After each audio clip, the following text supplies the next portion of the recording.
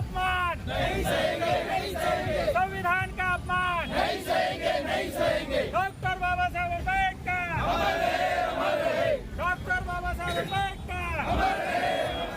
Sir, आज जो आपको पता होगा राकेश किशोर ने गवई साहब के ऊपर जूता फेंका, जिसको लेकर आज अम्बेडकर समाज ने आंदोलन किया, क्या कहना चाहेंगे आप?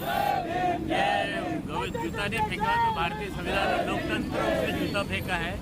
ऐसे लोगों को तुरंत जेल में बंद करके उसकी जो वकालत है, वकालतनामा वो ये निरस्त करना चाहिए, ताकि दोबारा किसी वकील की सुप्रीम कोर्ट में इस तरह से घटना करने से वो उसको रोका जा सके। ये तो जो मनुवादी सोच है, किसी दलित समाज का आदमी जब मुख्य न्यायाधीश पद पर बैठता है तो कैसा उसके साथ व्यवहार किया जाता, जो हजारों सालों से इन्हीं मानसिकता ने, मनुवादी मानसिकता ने दलितों का हमेशा अपमान किया है और कोई ना कोई बहाने से अपमान करते हैं।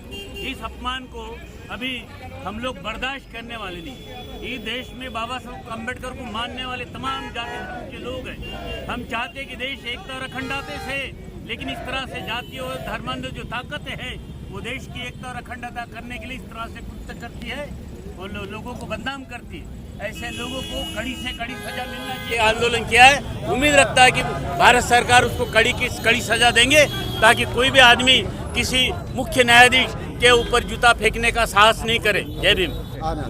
मेरा नाम सिद्धार्थ मोरे है। मैं महानवबल संघर्ष मोर्चा का संयोजक और कांग्रेस का प्रदेश सचिव हूँ।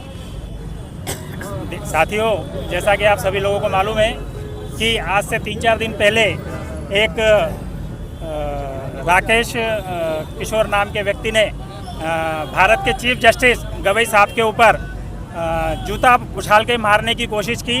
इसकी हम बहुत भर्त्सना करते हैं, बुरी निंदा करते हैं और साथ ही में गवई साहब के साथ हम लोग पूरा देश खड़ा हुआ है और ये किसकी सोची समझी साजिश है, इसके ऊपर हम लोग थोड़ा सा प्रकाश डालने की कोशिश करेंगे। क्योंकि आज से 4-5 दिन पहले जब दशहरा के अंदर अमरावती में एक कार्यक्रम आरएसएस का और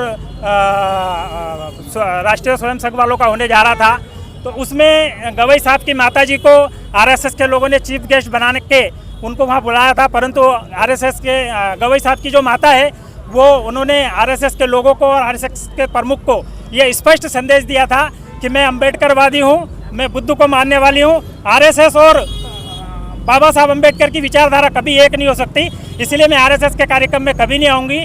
यही सोची समझी उनको ऐसा लगा कि गवई साहब की माता ने हमारा बहुत अपमान कर दिया है। उन्होंने नागपुर से एक वकील, जो उनका आरएसएस का वकील है, तैयार किया और गवई साहब के ऊपर जूता फेंक के उसका बदला लेने की कोशिश की। परंतु हम लोग भीमा कोरे गाँव में 500 महारों ने 28,000 पेशवाओं का खात्मा किया था।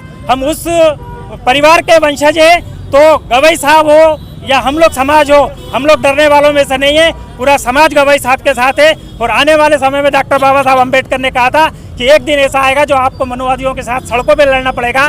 तो मुझे लगता है कि भारत के चीफ जस्टिस को जाके अगर जूता मारने की अगर इनकी हिम्मत हुई तो इन्होंने अपना प्लान पूरा बना लिया है। भला हो राहुल गांधी जी का, अगर ये 400 पार अगर हो गए होते तो आज गवई साहब को भी कोर्ट के अंदर से खींच के मारते और हमारे तुम्हारे जैसे लोगों को तो वो मनुष्य के अनुसार कीड़ा मकोड़ा समझ के बिल्कुल रोन देते। परंतु समय आ गया सड़कों के ऊपर खुला युद्ध करने का और बाबा साहब अम्बेडकर को मानने वाले जितने भी अम्बेडकराइज लोग हैं वो हम लोग पीछे हटने वाले नहीं हैं और गवई साहब के साथ खड़े हैं। गवई साहब अपना निर्णय बखूबी देते रहे।